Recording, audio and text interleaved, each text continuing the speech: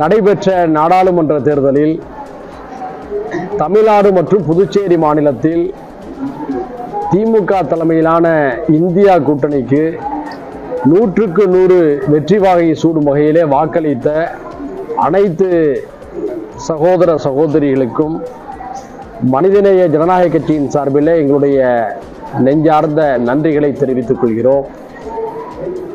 தமிழ்நாடு மற்றும் புதுச்சேரி மாநிலத்தில் கூட்டணிக்கு தலைமையேற்று புயல் வேக பரப்புரையை முன்னெடுத்து இந்த சிறப்பான வெற்றியை சாத்தியப்படுத்தியமைக்காக தமிழக முதல்வர் அண்ணன் தளபதி மு.க. ஸ்டாலின் அவர்களுக்கும் எங்களுடைய நல்வாழ்த்துக்களை தெரிவித்துக் கொள்கிறோம். நடந்து முடிந்த நாடாளுமன்ற தேர்தல் பல்வேறு விதமான எண்ண அலைகளை எதிரொலித்திருக்கிறது.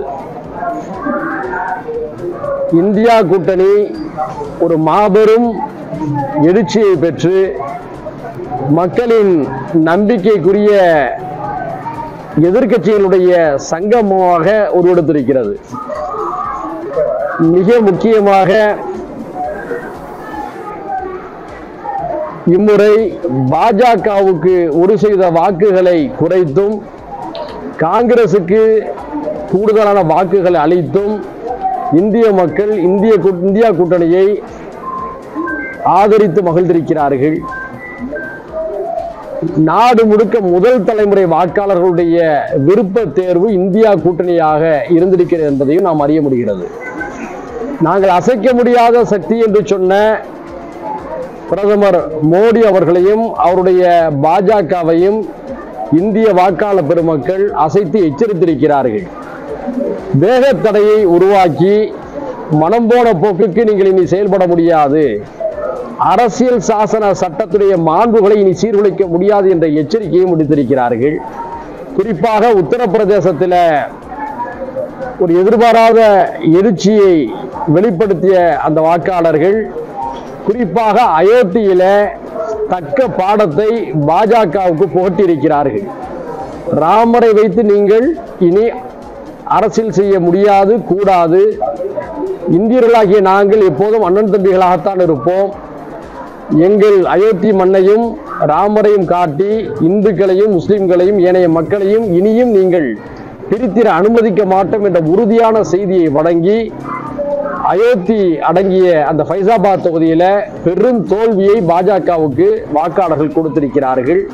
இனியாவது பாரதிய ஜனதா கட்சியும் அவருடைய தலைவர்களும் அயோத்தி வாக்காளர்கள் கொடுத்த அந்த தீர்ப்பை புரிந்து கொண்டு மத கலவரங்களை ஏற்படுத்தும் வகையில் பேசுவது, வெறுப்பு அரசியலை பரப்புவது, மக்களுடைய இணக்கங்களை உடைக்க முயல்வது போன்ற தீமைகளில் இருந்து தங்களை விடுவித்துக் கொண்டு நாட்டுடைய ஒருமைப்பாடு வளர்ச்சியிலே கவனம் செலுத்த வேண்டும் என்று இந்த நேரத்தில் கேட்டுக்கொள்கின்றோம். கேள்விகள் தான் கேளுங்க. ஒட்டுமொத்த வாக்கு சதவீதம் பாஜக உயர்ந்து தானே இருக்கு.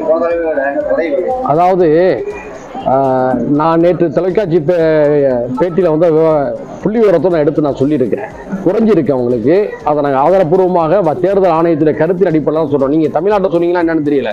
மொத்த இந்தியாவிலும் அவர் போட்டியிட்ட தொகுதியில் பெற்ற வாக்குகள் அடிப்படையில் நம்ம சொல்கிறோம். 10 வருஷமா குற்றச்சாட்டு வைப்பாங்க. ஆனால் இந்த முறை யாருமே அந்த குற்றச்சாட்டு எழுப்பல. அதாவது இப்போவும் நாம் சொல்வது என்னவென்று சொன்னால், இவிஎம் மிஷினில் ஒப்புகை சீட்டுடன் கூடிய வாக்களிக்கும் முறையை தான் கொண்டு வர வேண்டும். அன்றும் அதைத்தான் சொன்னோம், இன்றும் இதைத்தான் சொல்லுவோம், நாளையும் அதைத்தான் சொல்லுவோம். சரியா? தேர்தலின் நிலைப்பாடுகளின் மீது யாருக்கும் விமர்சனம் இல்லை. ஆனால் தேர்தல் ஆணையத்தில் இருக்கக்கூடிய அதிகாரிகளின் மீது சந்தேகம் மக்களுக்கு இருந்ததா இல்லையா?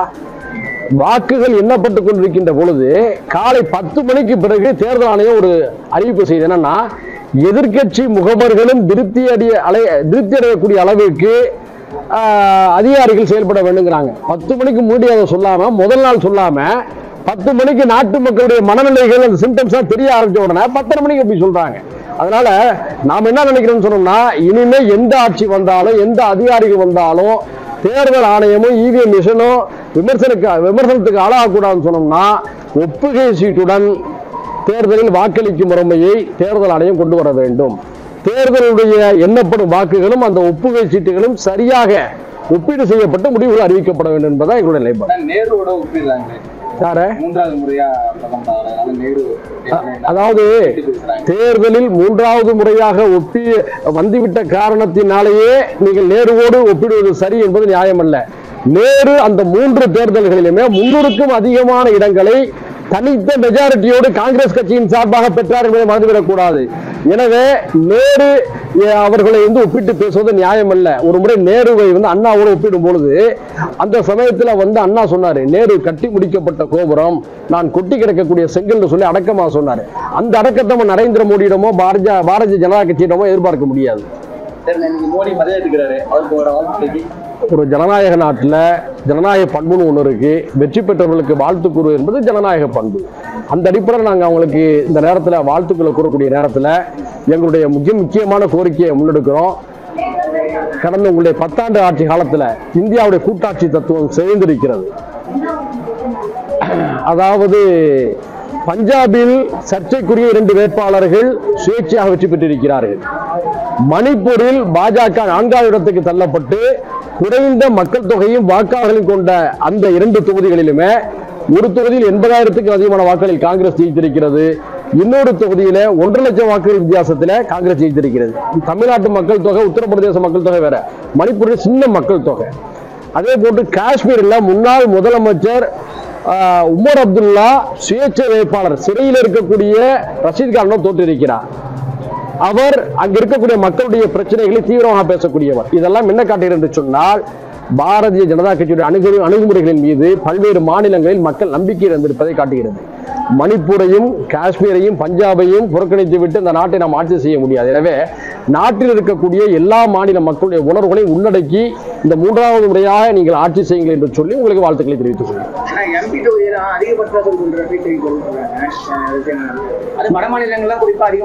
ரெண்டு சாணக்கியர் இப்ப அவங்களோட இருக்கிறாங்க. ஒன்னு அண்ணன் நிதிஷ்குமார், அவரை பற்றி நான் விமர்சிக்க மாட்டேன். ஏன்னா அவர் எப்படி நிலைப்பாடுகள் மாறக்கூடியவர், ஒரு 6 மாசம் ரொம்ப தெரிய போகுது. அதே போன்று நம்முடைய சந்திரபாபு நாயுடு, அவர் ஒரு சிறந்த சாணக்கியர், என்டி ராமராவே வீழ்த்திட்டு வந்தவர். அதனால அவ்வளவு எளிதாக நீங்க பாஜக நினைச்சா செய்யும் நினைச்சிடாதீங்க. ஏன்னா இந்த இதுல நிதிஷ்குமார் சாதிவாரி கணக்கெடுப்பை அமல்படுத்த வேண்டும் என்று உறுதியான கோட்பாட்டை எடுத்து வைத்து செயல்படுத்தியவர். அதுல ஒரு உறுதியா நிற்கிறார். சந்திரபாபு நாயுடு முஸ்லிம்களுக்கு இடஒதுக்கீடு கொடுப்போம் என்று பிரச்சாரம் செய்தவர். அது மட்டும் இல்லாம தென் மாநிலங்கள்ல அரசாங்கத்துடைய நலத்திட்டங்களை, அறிவிப்புகளை, அறிவுரைகளை ஏற்று மக்கள் தொகை கட்டுப்பாட்டை இந்த மக்கள் பேணினார்கள். அது கொடுக்கக்கூடிய பரிசு தான் நாடாளுமன்ற தொகுதி குறைப்பா. ஒரு காலத்தை அனுமதிக்க மாட்டோம். நீங்க வட இந்தியாவில் 10 பேர் 15 பேர் அதிகமான குழந்தைகளை பெற்று தொகுதியோட எண்ணிக்கையில பெருக்கிக் கொள்வீங்க.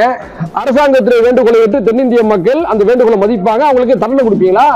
எனவே மக்கள் தொகை அடிப்படையில் எம்பிக்களுடைய எண்ணிக்கை உயர்த்தக்கூடாது. மாறாக 3 சட்டமன்றங்களுக்கு ஒரு நாடாளுமன்ற உறுப்பினர்கள் அடிப்படையில் முடிவெடுங்க, அதை நம்ம ஏற்றுக்கொள்வோம்.